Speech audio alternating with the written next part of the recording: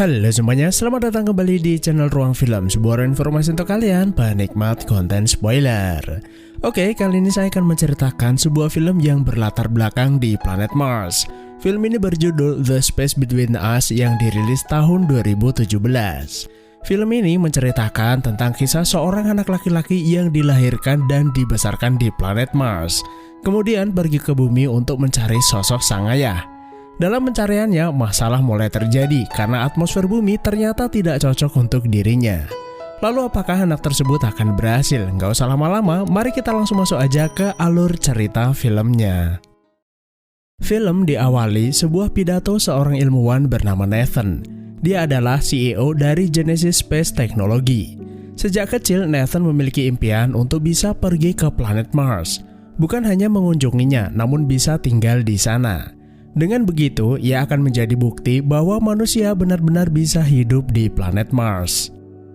Beberapa jam ke depan, 6 orang astronot pemberani akan diterbangkan menuju Mars. Mereka akan menggunakan kapal angkasa Magellan 61 yang saat ini berada di orbit bumi. Mereka akan menjadi warga pertama Mars di sebuah wilayah yang disebut dengan East Texas. Di sana, mereka sudah membangun pusat fasilitas yang dilengkapi dengan semua sarana penunjang kehidupan. Dirinya bukanlah apa-apa jika dibandingkan dengan 6 pahlawan pemberani ini. Maka dari itu, ia mempercayakan misi ekspedisi bersejarah ini kepada komandan astronot bernama Sarah Elliott. Periode pertama akan berlangsung dalam 4 tahun ke depan yang nantinya akan disusul misi pengiriman manusia berikutnya. Sarah berterima kasih bahwa ia dan rekan-rekannya memiliki kesempatan terbaik yang pernah diberikan, serta sebuah kehormatan mereka bisa menjadi pelopor. Selesai melakukan konferensi, para astronot menuju roket yang akan menerbangkan mereka menuju Magellan 61. Setelah mencapai angkasa, kapsul yang berisi 6 astronot itu siap melakukan penggabungan. Ada sebuah fakta sejarah bahwa di dunia nyata, NASA membutuhkan setidaknya 10 penerbangan pada misi Gemini, hanya untuk melakukan latihan penggabungan 2 pesawat di luar angkasa. 2 bulan pun berlalu sejak mereka pergi meninggalkan bumi. Sarah sering terlihat mual-mual. Dokter melakukan diagnosa, kemudian mendapati kalau dirinya tengah hamil 3 bulan. Ada kemungkinan sebelum meninggalkan bumi, Sarah telah melakukan ritual tanam benih bersama seseorang. Kehamilan tersebut tentunya bukan sesuatu yang ia sengaja, terlebih Sarah akan menjalani sebuah ekspedisi penting. Pusat kontrol kemudian melakukan diskusi untuk permasalahan tersebut. Mereka tidak bisa membatalkan misi hanya untuk memulangkan Sarah. Perjalanan itu membutuhkan waktu kurang lebih 7 bulan. Pihak NASA memperkirakan kalau Sarah akan melahirkan sesaat setelah mereka tiba di planet Mars. Insiden ini harus segera diberitahukan kepada publik, lalu memikirkan cara bagaimana memulangkannya. Namun Nathan tidak setuju. Hingga saat ini belum pernah ada sebuah janin berada pada nol gravitasi selama masa kehamilan. Ia khawatir anak itu akan mengalami kelainan. Mereka harus mengamati dan menelitinya terlebih dahulu. Pemberitaan ke media hanya akan mengganggu konsentrasi mereka. Sarah mungkin telah melakukan kesalahan, tapi dia bukan lagi seorang astronot melainkan seorang calon ibu. Manusia biasa yang sudah semestinya mereka jaga agar tetap bertahan hidup. Setelah sampai di Mars, waktu kelahirannya sudah dekat. Dibantu para dokter dan ilmuwan, Sarah akhirnya melahirkan seorang bayi laki-laki sehat. Namun gak lama kemudian, Sarah mengalami eklamsia atau kejang yang membuatnya meninggal dunia. Nathan yang juga melihat siaran langsung tersebut dari bumi merasa sangat terpukul. NASA dan Genesis kemudian melakukan pertemuan. Mereka membahas kepulangan bayi tersebut serta bagaimana cara mereka memberitakannya pada dunia. Lalu Nathan berkata, gravitasi Mars atau 2/3 dari gravitasi bumi akan mengubah organ dalam bayi tersebut. Yang artinya pertumbuhan anak itu akan menyesuaikan dengan gravitasi di mana ia lahir. Secara teknis, atmosfer bumi mungkin tidak akan cocok untuk anak tersebut. Jantungnya tidak akan mampu memompa pada gravitasi bumi. Tulangnya mungkin akan rapuh dan anak itu tidak akan bertahan lama jika berada di bumi. Dan pada akhirnya diputuskan bahwa mereka tetap akan menjaga rahasia. 16 tahun kemudian, bayi laki-laki itu tumbuh sehat. Anak itu diberi nama Gardner Elliott. Dibesarkan para ilmuwan dan lahir dari seorang ibu astronot membuat Gardner memiliki kecerdasan di atas rata-rata. Lahir di Mars membuat Gardner tidak memiliki teman. Sejak kecil, Gardner sudah diberitahu bahwa manusia berasal dari bumi. Mereka hanyalah permulaan di mana manusia membangun koloni pertamanya di planet Mars. Gardner diasuh oleh seorang wanita bernama Kendra. Selain itu, ia juga memiliki teman sebuah robot yang dilengkapi artificial intelligence yang ia rancang sendiri. Hal itu menunjukkan bahwa bocah Mars ini ahli pemrograman. Di usianya yang baru 16, Gardner bisa meretas database fasilitas tersebut untuk mendapatkan informasi yang ia butuhkan. Hey, Mom. Belakangan, ia penasaran dengan ruang penyimpanan arsip dan berniat membobolnya, terutama berkas-berkas yang berisi informasi tentang mendiang ibunya. Suatu malam, Gardner berhasil membobol masuk ruangan arsip, kemudian mencari di mana barang-barang ibunya disimpan. Dalam kotak tersebut terdapat sebuah flash disk. Lalu ia menemukan sebuah file video rekaman ibunya bersama seorang laki-laki. Terlihat kalau Sarah sangat dekat dengan laki-laki itu. Bahkan terdengar kalimat bahwa mereka akan saling merindukan setelah kepergian Sarah. Gardner menduga kalau laki-laki itu adalah sang ayah, kemudian Gardner mencetaknya. Nah, diam-diam Gardner punya seorang teman chatting yang berasal dari bumi. Tentunya komunikasi keluar fasilitas sudah ia enkripsi dan tidak diketahui siapapun. Gadis itu bernama Tulsa, seorang murid tomboy nggak punya teman dan tinggal di sebuah kota bernama Tulsa. Meski begitu, Tulsa tidak jauh berbeda dengan perempuan lainnya, feminim dan senang bermain musik. Karena itulah ia sering diejek dan dikerjai teman-temannya. Tiap hari mereka berdua semakin dekat. Gardner berkata kalau ia ingin menemuinya. Namun Tulsa nggak suka di PHP karena ia pernah berjanji sebelumnya. Lalu Gardner meminta maaf, ia belum bisa pergi karena penyakitnya. Gardner menderita osteogenesis imperfecta atau kelainan tulang. Tulsa ini adalah anak yatim piatu dan sebelumnya ia dibesarkan di sebuah panti asuhan. Namun kini ia tinggal bersama ayah angkatnya, seorang petani yang biasa menyiram ladang tetangga menggunakan pesawat kecil. Meski anak perempuan, Tulsa sering menasihati ayahnya untuk rajin bekerja, bahkan sesekali membantunya. Suatu malam, Gardner menonton sebuah film koleksi mendiang ibunya. Kendra bertanya apa yang sedang ia tonton. Gardner menceritakan bahwa ada malaikat turun ke bumi kemudian jatuh cinta dengan seorang manusia. Sejak jatuh cinta dengan manusia, malaikat itu tidak bisa kembali ke langit dan hidup bahagia. Kendra merasa Gardner kesepian karena hidup di Mars tanpa teman. Sejak melihat rekaman video sang ayah, Gardner memiliki keinginan untuk bisa bertemu dengannya. Suatu siang, Gardner pergi keluar fasilitas setelah sebelumnya ia membobol kunci keamanan menggunakan implan magnet yang ditanam di dadanya. Gardner kemudian naik sebuah rover yang mengendarainya sembarangan yang membuatnya mengalami kecelakaan. Untungnya, Gardner segera ditemukan kemudian membawanya kembali ke fasilitas. Kendra langsung memarahinya bahwa ia tidak diizinkan keluar. Gardner lalu berkata kalau ia hanya mencari ibunya. Lalu Kendra memberitahu bahwa di luar sana hanya ada batu nisannya. Namun abu dari jenazahnya disebarkan di Samudra Pasifik di bumi. Kendra mulai khawatir dengan perubahan sikapnya serta merasa bersalah telah mengurungnya selama ini. Scene kemudian pindah ke bumi. Terlihat Tom mengunjungi kediaman Nathan. Mereka kemudian melakukan komunikasi dengan Kendra. Ia melaporkan bahwa mereka sudah tidak bisa lagi mengurung Gardner. Anak itu mulai berontak dan rasanya sangat tidak manusiawi jika terus mengurungnya di planet Mars. Nathan memahami keadaan tersebut, namun sudah berulang kali ia memberitahu bahwa anak itu tidak bisa bertahan lama saat berada di bumi. Sebenarnya mereka bisa menggunakan karbon nano untuk memperkuat tulangnya, namun prosedur itu sangat berbahaya. Tujuan Tom mengunjungi Nathan sebenarnya adalah mewakili NASA bahwa mereka ingin memulangkan anak tersebut. You know, you've got a lot more faith in how the public will respond than I do. Gardner, I have some news. Kembali ke Mars, Kendra tiba-tiba memanggil Gardner yang sedang bekerja.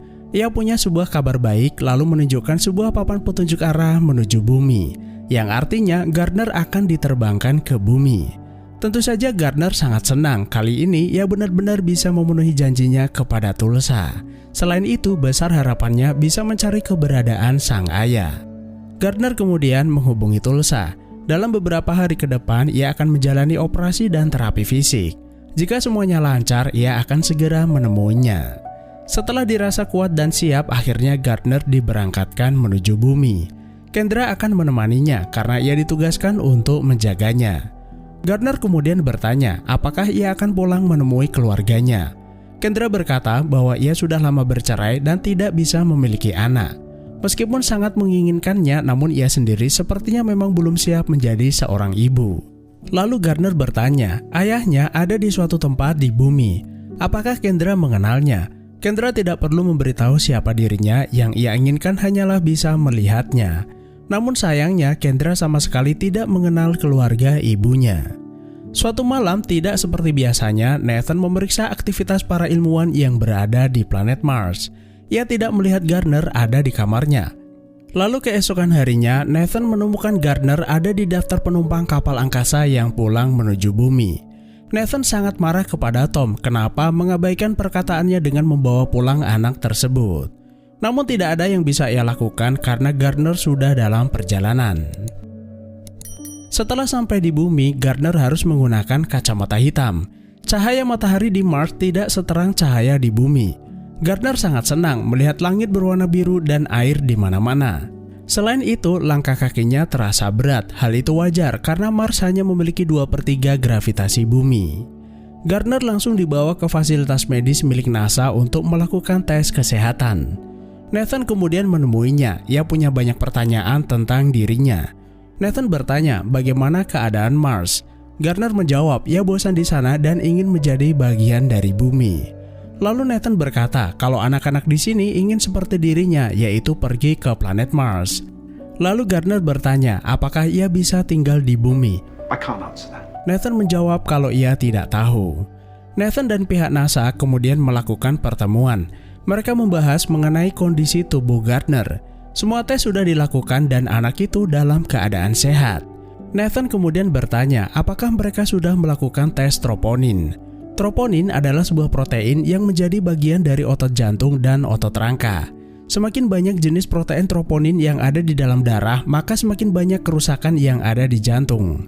Pada orang sehat, kadar troponin umumnya tidak terdeteksi. Tes itu sangat penting untuk mengetahui apakah Gardner mengalami masalah dengan jantungnya. Kendra kemudian mendatangi Gardner lalu memberitahunya bahwa mereka akan melakukan tes berikutnya. Namun Gardner enggan melakukannya. Ia curiga bahwa orang-orang ingin memulangkannya kembali ke planet Mars. Setelah Kendra keluar dari kamarnya, alarm keamanan berbunyi. Diam-diam Gardner kabur keluar. Gardner kemudian menyelinap di ruang ganti karyawan, mengambil sepasang baju kemudian mengganti pakaiannya. Setelah itu Gardner bersembunyi di dalam truk pengiriman. Dan akhirnya Gardner si bocah Mars berhasil keluar dari fasilitas NASA. Mengetahui Gardner menghilang, Nathan sangat khawatir jika terjadi apa-apa dengannya. Lalu ia mengirim tim pencari dan ambulan. Hal itu dibutuhkan jika sewaktu-waktu Gardner mengalami kegagalan pada organ tubuhnya. Kendra mengerti kekhawatirannya, namun sepertinya ia lebih terlihat ingin merahasiakan jati dirinya. Setelah keluar dari dalam truk pengiriman, Gardner mulai menikmati udara bebas di bumi. Kakinya masih terasa berat, namun itu tidak sebanding saat ia bisa merasakan hangatnya api dan air hujan. Sesuatu yang belum pernah ia rasakan sebelumnya. Berbekal uang simpanan milik sang ibu yang ia temukan sebelumnya, Gardner naik angkot pergi ke kota Tulsa. Di saat yang sama, Kendra dan Nathan mengetahui kalau selama ini Gardner sering bertukar pesan dengan anak perempuan bernama Tulsa. Mereka langsung melacak jejaknya dan pergi ke tempat di mana ia tinggal. Keesokan harinya, Gardner pergi ke sekolah Tulsa, tempat paling mudah di mana ia bisa menemukannya. Setelah menemukan Tulsa, Gardner menghampiri kemudian menyapanya. Tulsa. Namun Tulsa malah menamparnya. Ia sangat kesal karena Gardner menghilang selama hampir 7 bulan. Seharusnya ia bisa mengirim pesan atau semacamnya. Lalu Gardner berkata kalau saat itu ia sedang dalam perjalanan khusus, sehingga tidak bisa melakukan komunikasi apapun. Tulsa memberitahunya bahwa Gardner satu-satunya orang yang tidak bisa ia benci. Maka dari itu ia sangat kecewa saat Gardner tiba-tiba menghilang. Tulsa kemudian meminta Gardner menunggu di luar sampai ia selesai pelajaran. Namun Gardner malah mengikutinya lalu masuk ke dalam kelasnya. Bu guru bertanya apakah ia murid pindahan. Gardner berkata iya dan ia berasal dari tempat bernama East Texas.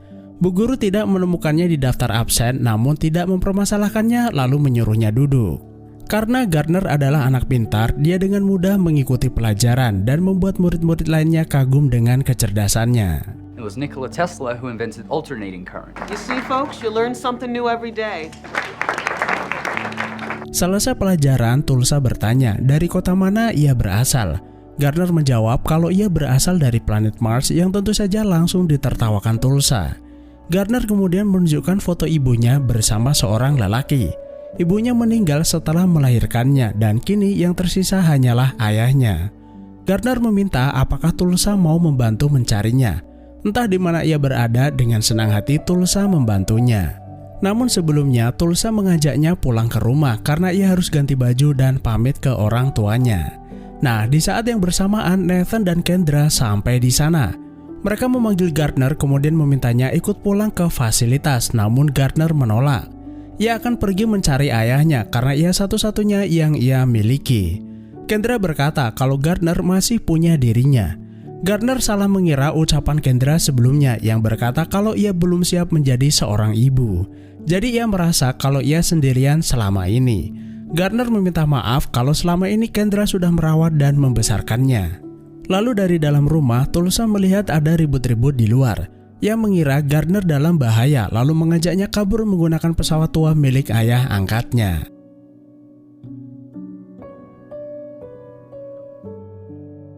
Di tengah jalan, pesawat kecil itu kehilangan tekanan.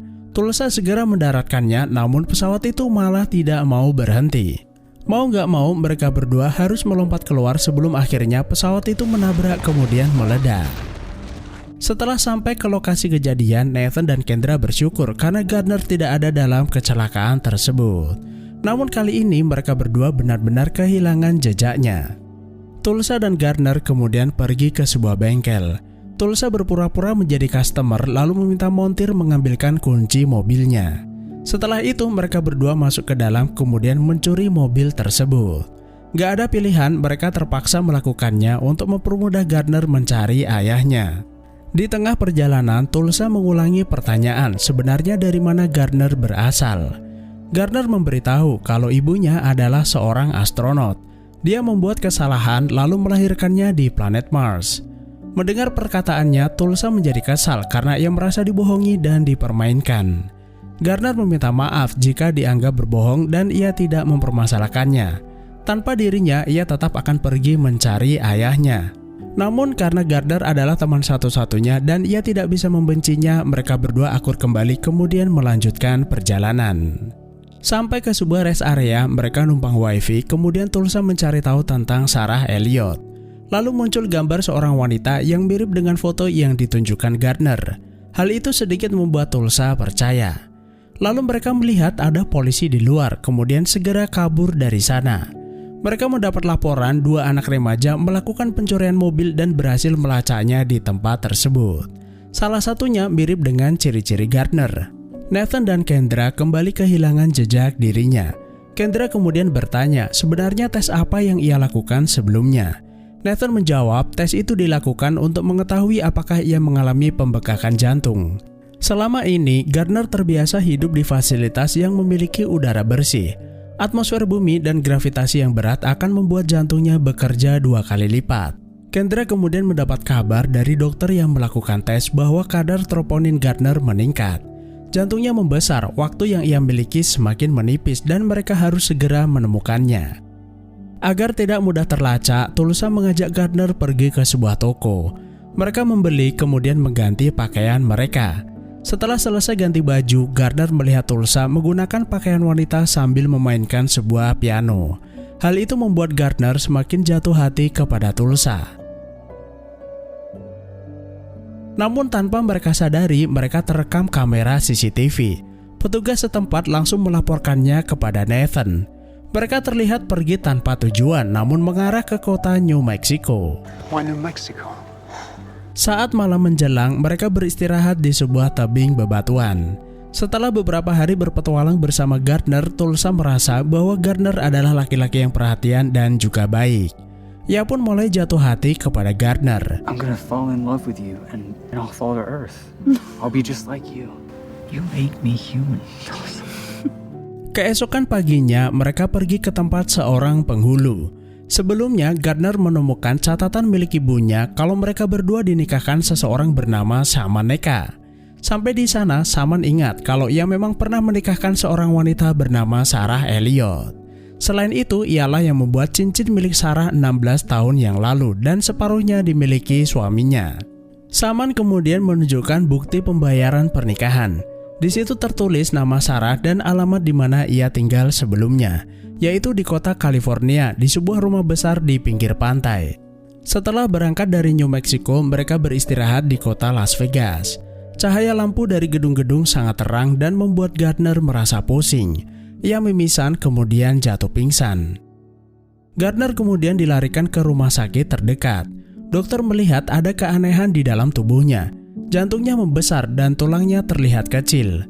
Melihat tanda-tanda tidak biasa itu, kali ini Tulsa benar-benar percaya kalau Gardner tidak berbohong. Selesai pemeriksaan, Tulsa menghampiri Gardner yang sedang tertidur. Tulsa berbisik kalau ia tetap akan pergi ke California untuk mencarikan ayahnya.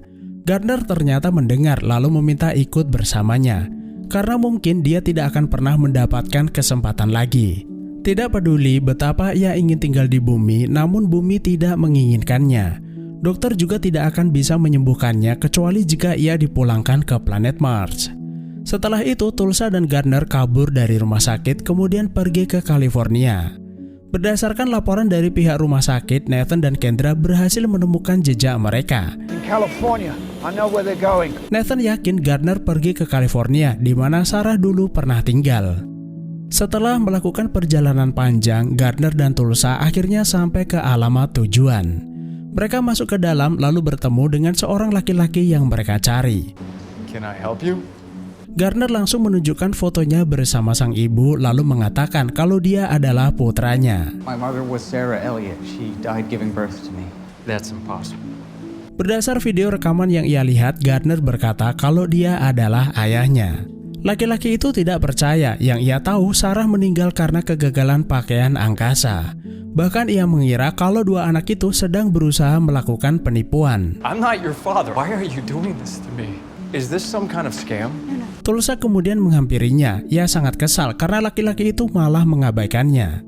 Gardner sudah susah payah pergi dari planet Mars hanya untuk bertemu dengan dirinya, dan saat ini ia sedang sekarat. And that is this house. Yes, this is the house. Sarah Elliott was my sister. Tanpa mereka sadari, Gardner berjalan ke pantai. Tulsa menghampirinya kemudian memberitahu kalau laki-laki itu adalah Pak D-nya. Namun Gardner udah nggak peduli, tubuhnya semakin sakit dan waktunya sudah hampir habis. Ia berpamitan kepada Tulsa lalu menenggelamkan dirinya sendiri. Gak lama kemudian Nathan dan Kendra sampai ke sana kemudian menarik Gardner ke tepian. Gardner!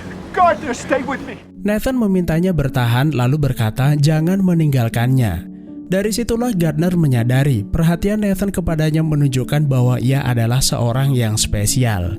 Yang artinya Nathan ini adalah ayah Gardner yang sesungguhnya. I knew I would find you. You're my father. Yes. Mereka segera memberinya perawatan medis lalu menerbangkannya menuju pangkalan NASA. Namun tubuhnya kian melemah. Nathan kemudian mengambil alih kemudi lalu menerbangkan pesawat itu menuju stratosfer, lapisan kedua dari atmosfer bumi. Stratosfer memiliki gaya nol gravitasi. Hal itu bisa memberi Gardner sedikit tambahan waktu. Setelah mencapainya, kondisi jantungnya berangsur-angsur stabil. Gravitasi bumi yang berat sudah tidak membebani jantungnya lagi. Tulsa, I hate it. You have to go back. are you ever gonna stop slapping me? Bumi sepertinya memang tidak cocok untuk Gardner. NASA memutuskan akan memulangkan kembali Gardner ke planet Mars. Namun kali ini Kendra tidak menemaninya dan sang ayahlah yang akan mengantarnya pulang.